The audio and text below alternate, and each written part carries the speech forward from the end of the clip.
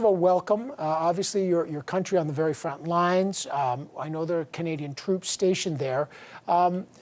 This is a very critical moment for Latvia. What is your view of Russia's attack on Ukraine and the potential implications?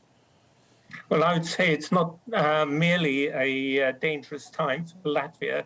It is an extremely dangerous time for the whole of the Western world, because the rules-based international order that we have grown accustomed to, and which has kept peace in the North Atlantic region since 1945, in other words, the end of the Second World War, that for the first time is being really seriously challenged by Russia with an unprovoked attack on a country and an attempt to take away its sovereignty and its independence.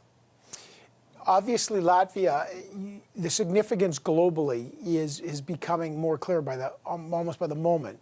But obviously, I'm trying to understand Latvia's point of view as well, because you have a significant Russian minority in the country. Ethnic Russians make up about a quarter of Latvia's population. There's also Latvia's reliance on Russian gas. Is there a concern that from Latvia that Latvia is in the Russian sights as well?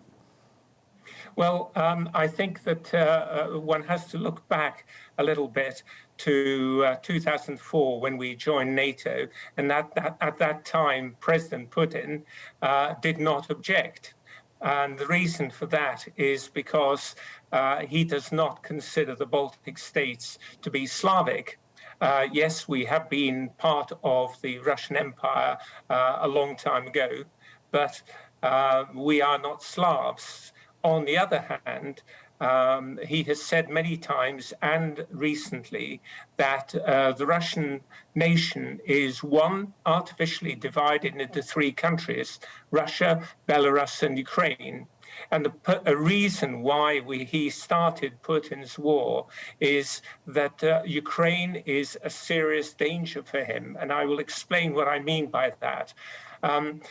If a country of 40 million, which is part of the Russian nation, can become democratic, can decide itself on its leaders, its economic course, its friends, its security arrangements, and have the rule of law in a way where minor officials or special service officers are not able to steal your property or your business or whatever you wanted to hand over to your children, then if that works and that Ukraine is a success, then it will not take very long for the 140 million on the other side of the Ukrainian-Russian border to start wondering why on earth that they can't have that kind of arrangement and freedom and democracy. And that is an absolute challenge to Putinism and the power vertical.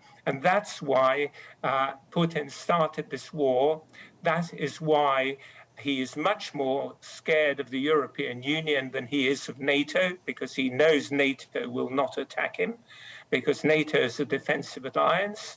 But the European Union offers an alternative, a democratic and free alternative to Putinism. Is the Latvian strategic assumption that Russia will take Ukraine, or is the possibility of NATO and Western assistance that they can be repelled?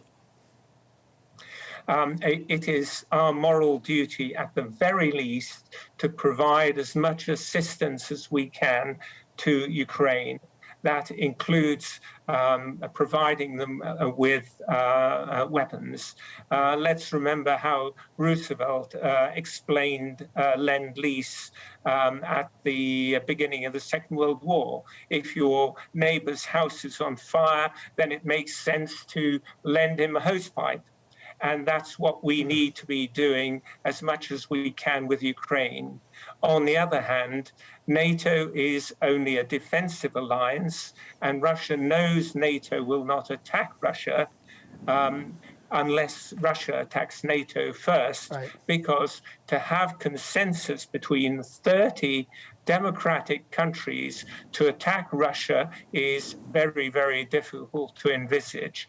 And therefore, to have NATO as such taking an active role in the defense of a non-NATO nation will require a substantial amount of diplomacy and change of mindset. Okay, I got to leave it there. Obviously, very tense in Latvia. I really appreciate your time.